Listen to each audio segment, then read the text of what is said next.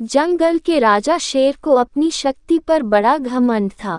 वह स्वयं को सबसे शक्तिमान समझता था, इसलिए जंगल के हर जानवरों पर अपनी धौंस जमाता रहता था।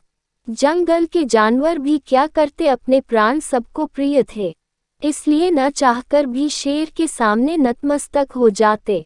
एक दिन दोपहर के समय शेर एक पेड़ के नीचे सो रहा था। वहीं एक मच्छर भिनभिना रहा था, जिससे शेर की नींद में खलल पड़ रहा था। वह एक मच्छर से बोला, ए मच्छर, देखता नहीं मैं सो रहा हूँ, भाग यहाँ से, नहीं तो मसल कर रख दूंगा। मच्छर बोला, क्षमा करें वनराज, मेरे कारण आपकी नींद में व्यवधान उत्पन्न हुआ, किंतु आप मुझे ये बात नम्रता से भी कह सकते हैं, आखिर मैं भी इस धरती का जीव हूँ। अच्छा तो तू छोटा सा मच्छर मुझसे जुबान लड़ाएगा? और क्या गल कहा मैंने, तुम मच्छर हो ही ऐसे कि कोई भी तुम्हें यूं मसल दे? मैं तो ये बार बार कहूँगा, क्या बिगाड़ लोगे तुम मेरा? मच्छर को शेर की बात और व्यवहार बहुत बुरा लगा। वह अपने साथी मच्छरों के पास गया और उन्हें सारी बताई। सभी मच्छरों को शेर की बात चुभ गई। उन्होंने तय किया कि इस संबंध में एक बार सब मिलकर शेर से बात करेंगे।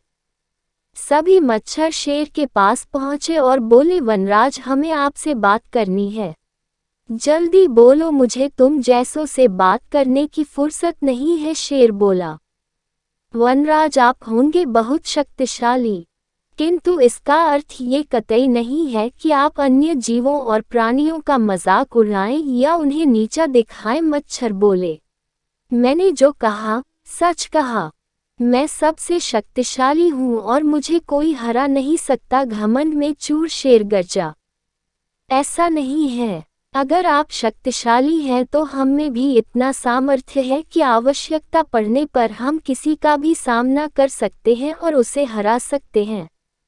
हम आपको भी हरा सकते हैं। मच्छर भी चुप न रहे। ये सुनकर शेर हंसते हुए बोला, तुम लोग मुझे हराओगे? तुम लोगों की इतनी हिम्मत कि मेरे सामने आकर ये बात कहो? मेरी शक्ति का अंदाजा नहीं है तुम्हें, अन्यथा ऐसा कभी नहीं कहते। अभी भी समय है, भाग जाओ यहाँ से, नहीं तो कोई नहीं बचेगा। शेर के घमंड ने मच्छरों को क्रुद्ध कर दिया। उन्होंने ठान लिया कि इस शेर को मजा चखा कर ही रहेंगे। वे सारे एकजुट हुए और शेर पर टूट पड़े। वे जगह जगह उसे काटने लगे। वह दर्द से कराह उठा। इतने सारे मच्छरों का सामना करना उसके बस के बाहर हो गया।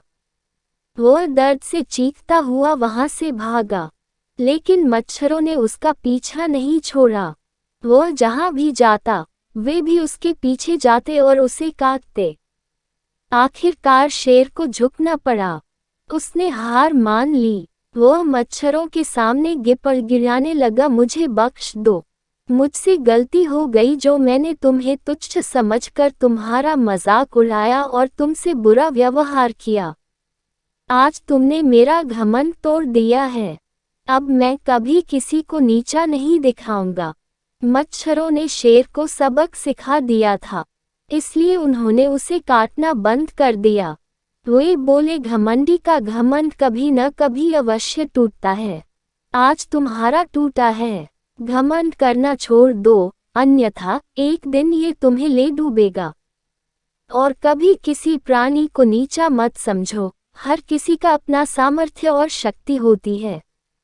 शेर तौबा करते हुए वहां से भाग गया। शिक्षा, घमंडी का सिर नीचा।